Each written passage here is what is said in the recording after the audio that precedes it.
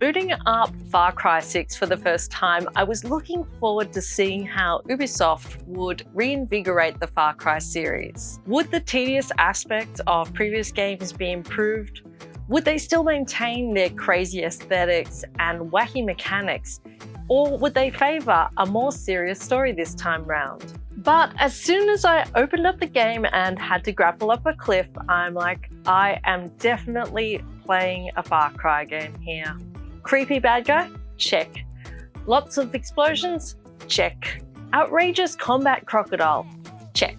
The question remains, is Far Cry 6 a revolution of the series or a failed coup?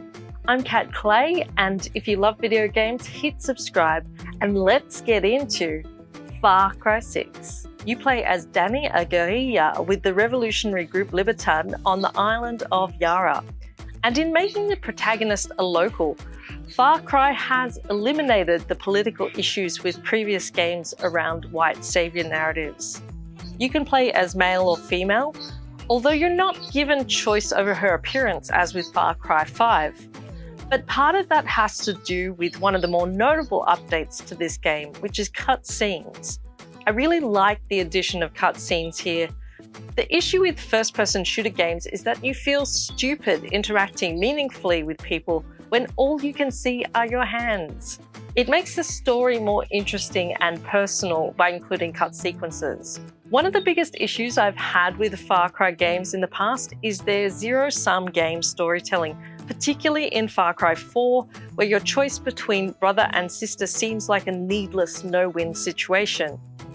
I'm hoping that Far Cry 6 will make the choices more realistic, but I already get the sense that I'm going to be making some kind of Hunger Games style choice here, to either meet the new boss, same as the old boss, or to keep the old boss, or to burn everything down. I mean, that's a choice, isn't it? As I've mentioned, Far Cry 6 doesn't bring much new to the gameplay here, but there are some notable updates which might improve your experience as a gamer here.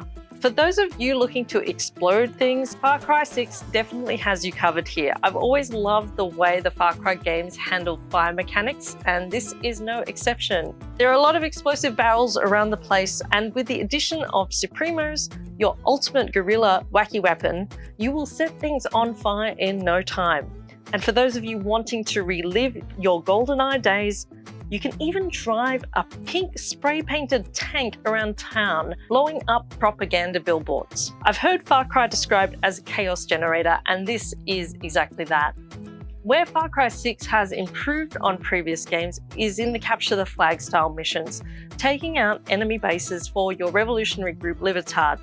No longer are they the same looking outposts where you eliminate the alarm with a sniper rifle, then methodically take out each soldier one by one. The first surprise of this game came to me when I realized the alarm systems were often bulletproof. I could not believe the cheek of this game. This is like the Death Star employees realizing there's a fatal flaw in the system and putting a cover on it. So it forces you to actually really strategize in this game, and I'll get into that in a second. I appreciate improving the challenge of these missions. Each target is different, whether that's a construction site or a tobacco farm, and you'll find that your weapons are far less OP in Far Cry 6. So your sniper rifle is not as useful here as it used to be, and the bow, which could one-shot everyone, really doesn't do that at the start of the game. To my surprise, Far Cry 6 is actually challenging in parts. Now, I found previous games relatively easy, but the AI has updated here, and if you shoot someone down, people are going to start to notice the body and look for you. And I mean, that's happened in previous games, but I think it's more advanced here. Capturing the bases was one of my favorite aspects of previous Far Cry games, so I'm really pleased to see it updated here and improved. It also means you're going to need a really good strategy to infiltrate these bases. And part of that is scoping out the base properly. So you can use your smartphone to tag the enemies here from a high vantage point, but you're actually not going to capture everyone in the base just from one location, which means you're going to need to scout around and inevitably find that convenient back entrance that will help you stealth into these places if you so wish. Of course, the other option is to just go in and blow everything up with a helicopter. To assist you in combat here, you can also equip an amigo, a handy animal friend, to help you take out the establishment. Early in the game, you'll get Guapo, a combat crocodile, and despite what the game says, it is possible to stealth with Guapo, the endearing croc.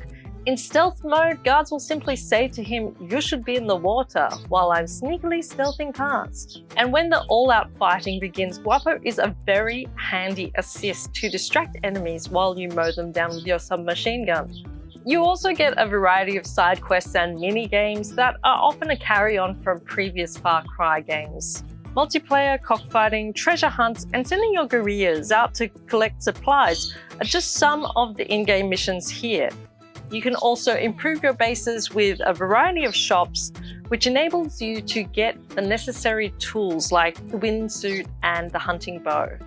Thankfully, one of my least liked aspects of previous Far Cry games has gone here. So you'll still be hunting animals, but gone are the slicing and dicing of the animals that I really didn't like as an animal lover.